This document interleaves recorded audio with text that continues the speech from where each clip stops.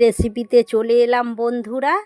কড়া গরম হয়ে গেছে, কড়াতে তেল দিয়ে দিলাম, দিয়ে একটু অল্প ছোট ছোট করে আলু ডুমো ডুমো করে কেটে নিয়েছি, সেটাকে ভেজে নিচ্ছি একটু নুন আর হলুদ দিয়ে। আলুটা ভেজে নিয়েছি, এবারে চিংড়ি মাছটা দিয়ে দিলাম, দিয়ে পেঁয়াজের কুচি, টমেটোর কুচি, কাঁচা লঙ্কা 4-5টা চিড়ে দিয়েছি, দিয়ে ওটাকেও ভেজে নিচ্ছি। ভাজা হয়ে গেছে বন্ধুরা, এবারে একটু লঙ্কার গুঁড়ো দিয়ে জল দিয়ে দিচ্ছি সেদ্ধ করার জন্য। সেদ্ধ হয়ে গেছে বন্ধুরা, এবারে নামিয়ে নিচ্ছি।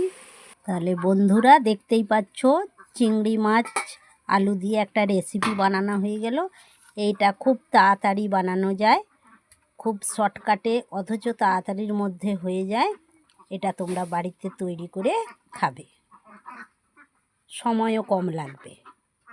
আজকের মতো টাটা, আজকের মতো বাই বাই।